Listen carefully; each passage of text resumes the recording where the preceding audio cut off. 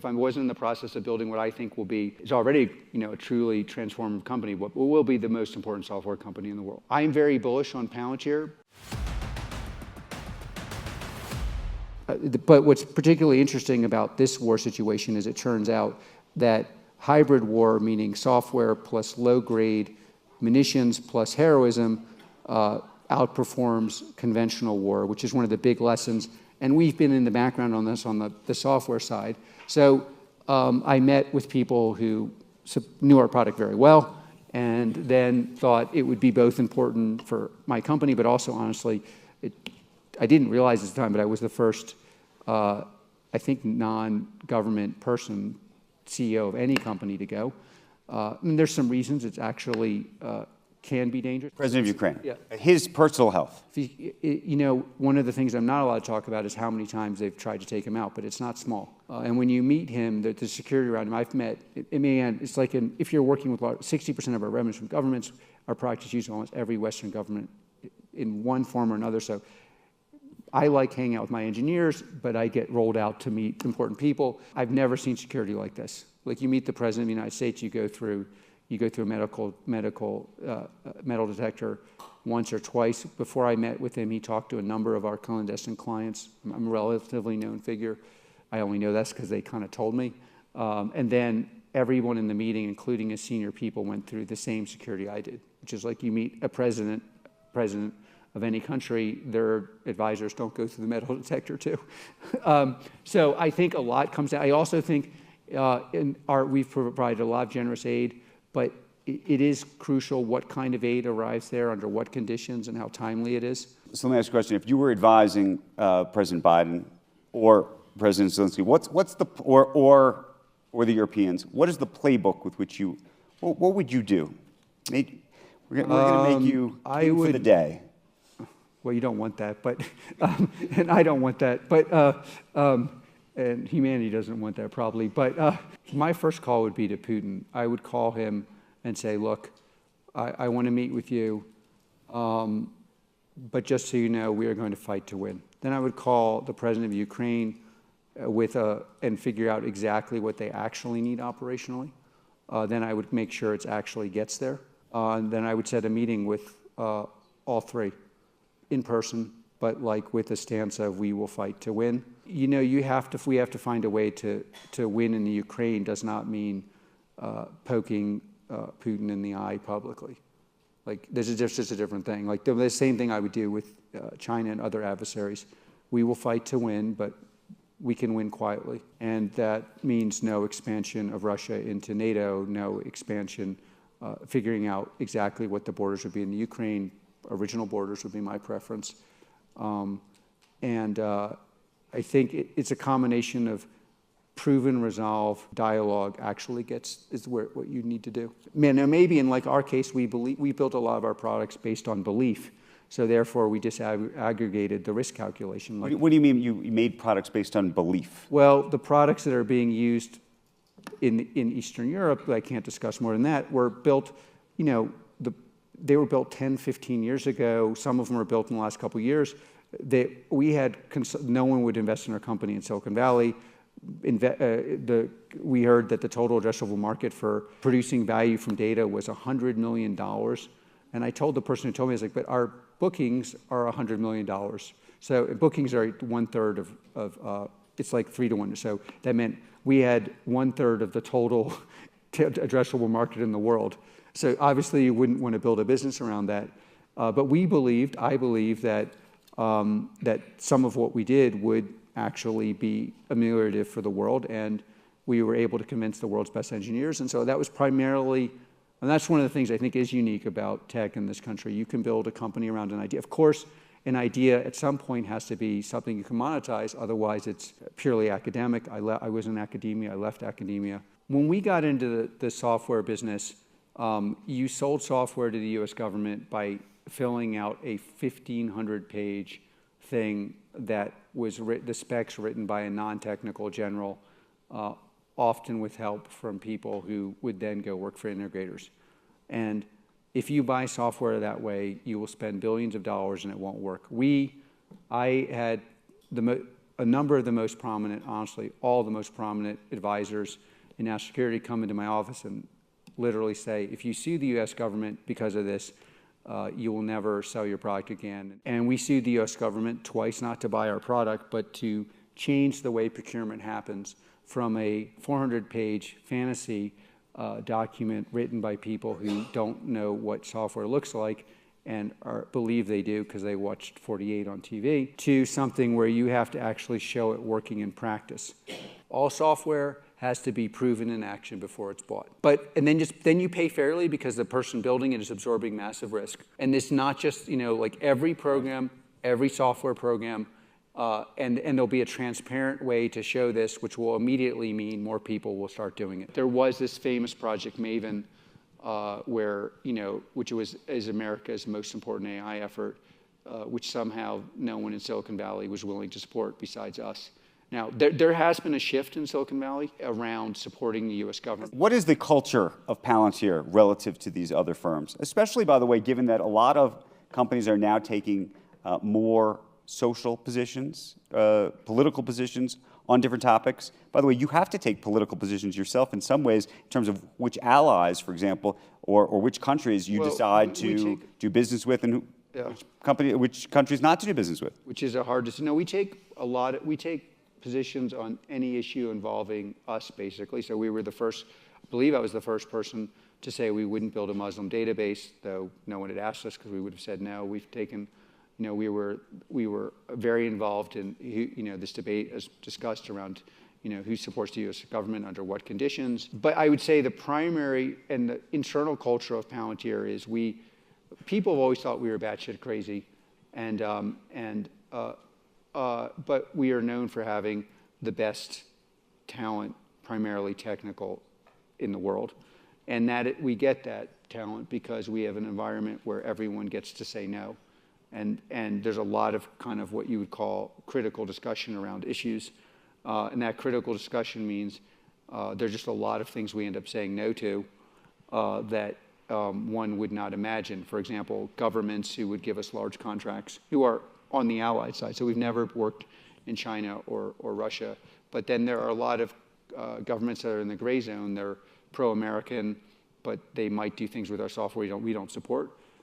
Then we've had internal discussions around, so that's... So where is the line? I'm actually very curious. Take us inside the room, if you could, to a conversation around, which country you want to help, which country you don't, that would live in that sort of gray area. So some of it's easy because if you're not an ally, if you're an adversary of America, we're not. But that, by the way, was not easy because we had investors who were like, well, why aren't you, for example, why aren't you working in Russia? It was a real discussion. And, their version of it is, well, software multiples are, whatever, they're very large, and you turn away $50 million, you're stealing $500 million from me. The more complicated... You had that conversation. Many, many, many times. And many people who passed on investing in Palantir because of that. And they should have passed because we weren't playing around. And then internally, it gets more complicated. Just if you take, this is an exact example, without mentioning a name, large country, very wealthy country. There are certain things I would gladly support them in their efforts to do, like defend their country against attacks. But we were worried our software would be used to target religious minorities, and those religious minorities might be tortured. So we didn't sell the product. We've had examples in this country where we've faded contracts out, not because I thought they were doing something bad, but because it wasn't exactly the way we would do it. We've had commercial contracts that we haven't taken on or where we've left. Very simple things. I mean, profiling is, not something that one does in America, but there are many countries where that's perfectly acceptable. The credit score based on profile is not a controversial thing. We've walked away from contracts on that. And for example, the contracts we've walked away from, it wasn't just it's legal in that country as a standard. It was legal and ethical in that country, and it was not something we wanted to support. And by the way, to the extent I wanted to do it, which mostly I didn't, my Palantirians, you'd have to stand in front of that vicious crowd and explain why. And it's like, try that. It's very hard. I mean, I have defended certain things and put them, and forced us to work in other environments where I thought were important. When you make a decision is the decision made? Is usually not made until I've convinced the person who's got the mandate that they should actually do what I think they should do. And I've tinkered with how they believe the decision should be executed on the product front, especially, because otherwise it just doesn't happen. So we have but the advantage of our system, for example, if you're vaccinated here, I hope you are, your vaccination was distributed in our product. If you're British, 17 other countries distributed in our product. If you're European and your country is not goose-stepping around, it's because of the terror attacks that were stopped in Palantir. There's a lot of it has an advantage that when we decide to do something, we can move crazy, crazy fast because the responsibility is really at the edge.